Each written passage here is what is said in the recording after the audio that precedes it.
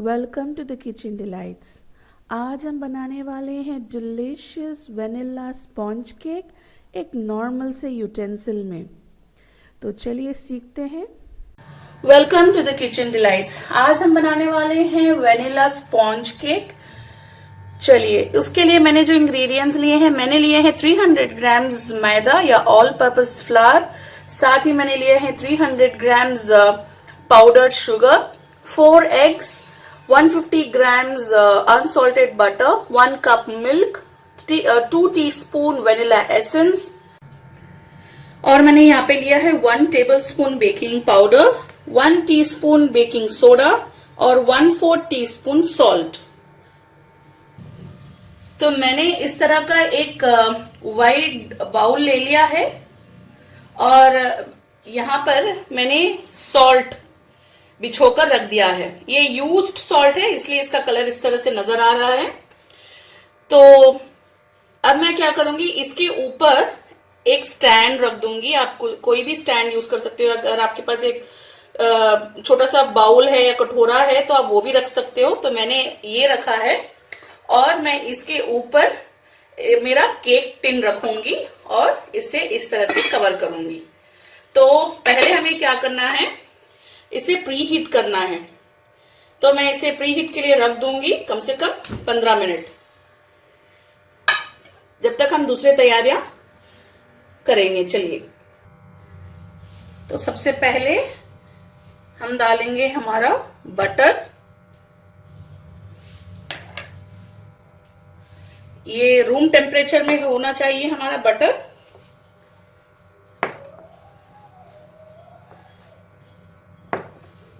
हम थोड़ा सा इसे बीट कर लेंगे।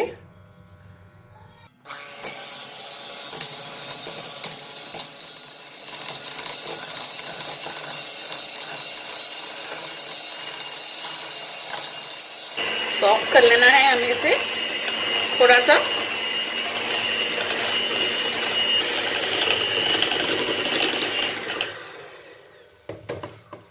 अब हम इसमें शुगर को मिक्स करते जाएंगे और इसे बीट करते जाएंगे बटर को।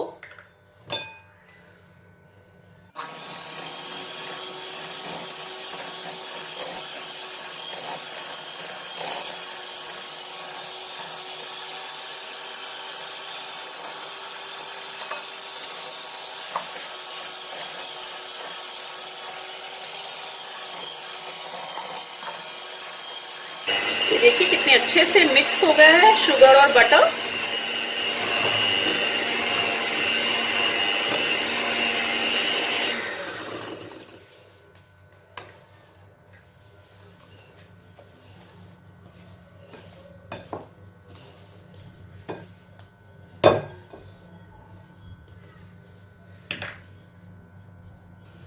अब हम हमारे अंडों को इसमें डालकर अच्छे से बीट करेंगे। एक ही अंडा डाला है मैंने अभी।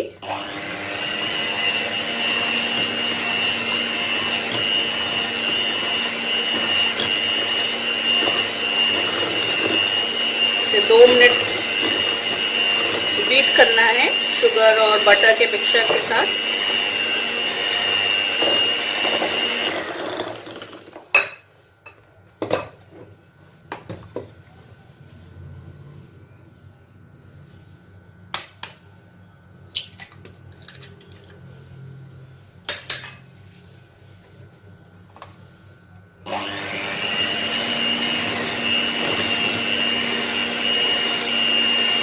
ध्यान रखिएगा हमारे सारे अंडे रूम टेम्परेचर पे ही होना चाहिए।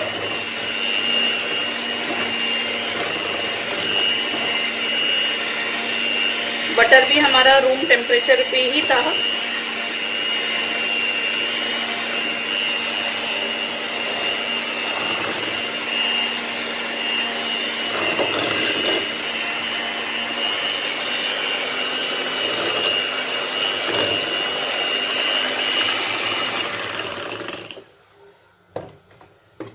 ये 2 अंडों को भी मैं इसमें बीट कर लूंगी। इसी में मैं डालूंगी हमारा वेनिला एसेंस। ताकि अंडों की स्मेल ना आए हमारे केक में।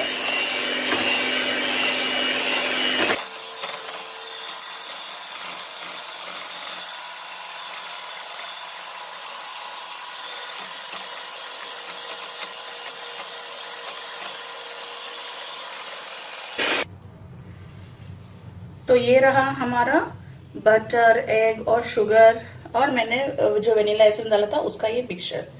तो अब मैं डालूंगी इसमें हमारा मैदा या ऑल पर्पस फ्लावर। इसे मैं इसमें छान कर डालूंगी।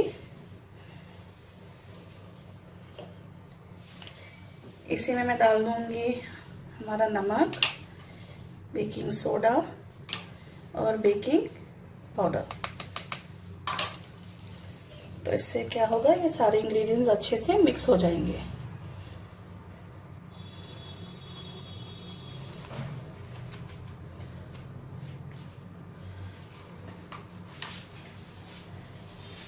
अब हम इसे अच्छे से इसमें मिक्स कर लेंगे।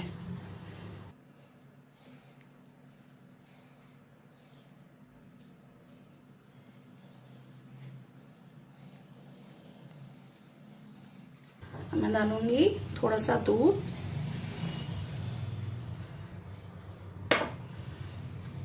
इसे मिक्स करते जाऊंगी।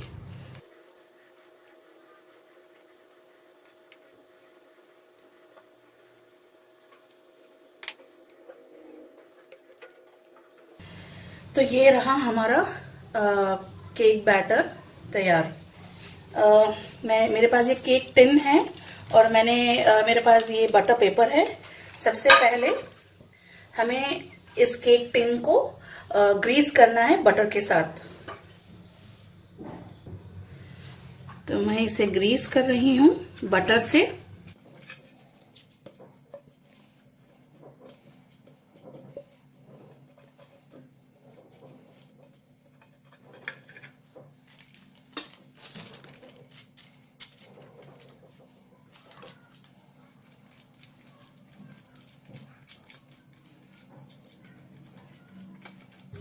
अब हम इसके ऊपर हमारा केक बैटर पोर करेंगे।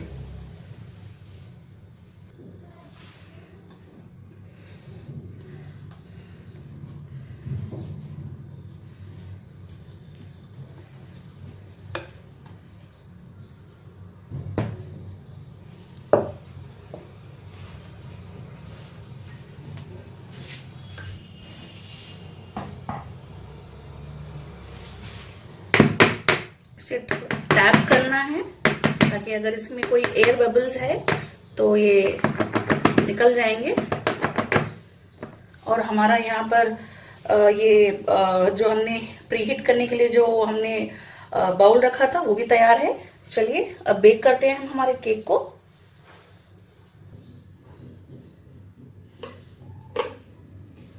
ये मैंने रख दिया है और मैं इसे अभी कवर कर दूंगी और मैं बिल्कुल मीडियम फ्लेम पर मैं इसे बेक करने दूंगी कम से कम 40 मिनट्स। अब ये डिपेंड होगा हर एक वेजल पर। प्लीज चेक करते जाइए अपना अपना वेजल या कुकर जिसमें भी आप बेक कर रहे हो, प्लीज चेक करते जाइए, क्योंकि आपका जो कुक टॉप है उसका फ्लेम शायद मीडियम में बहुत लो होगा या कभी ज्यादा होगा। तो क्योंकि मैं बहुत बार बेक कर चुकी हूं तो मेरे कुक टॉप पर मुझे कम से कम 40 मिनट्स लगेंगे मीडियम फ्लेम पर इसे बेक होने के लिए। तो चलिए 40 मिनट्स हो चुके हैं। अब हम चेक करते हैं हमारे केक को।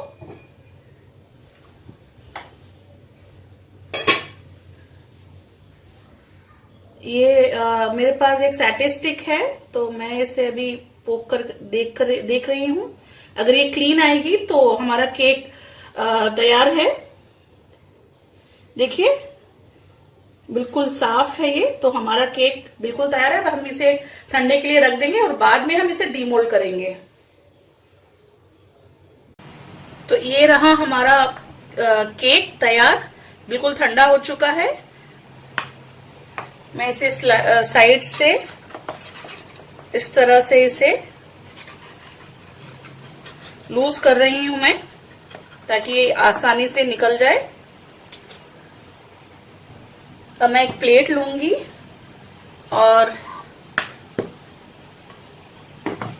इस तरह से रखकर टैप करूंगी ताकि ये अच्छे से डीमोल्ड हो जाए।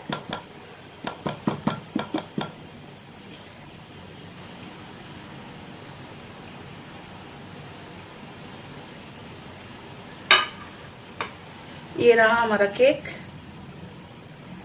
ये बटर पेपर को निकाल लेते हैं केयरफुली।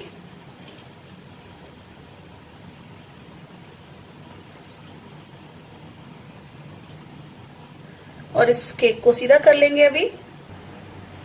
तो ये रहा हमारा केक तैयार, बिल्कुल सॉफ्ट बना है।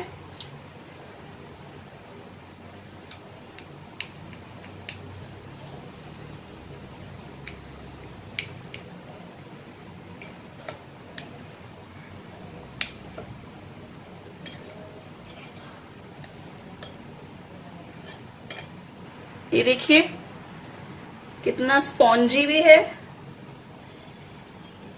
तो ये देखिए कितना सॉफ्ट और स्पॉन्जी बना है हमारा केक। बिल्कुल इजी तरीके से हमने बनाया है एक यूटेंसिल में। आप लोग भी इसे ज़रूर से ट्राई कीजिए। उम्मीद करती हूँ आपको मेरी ये रेसिपी ज़रूर से पसंद आई। आप लोग भी इसे ज़रूर से ट्राई कीजिए। तो चलिए मिलते हैं अगली बार द किचन डिलाइट्स में एक नई रेसिपी और नए जोश के साथ। जब तक अपना ख्याल रखना। Bye bye.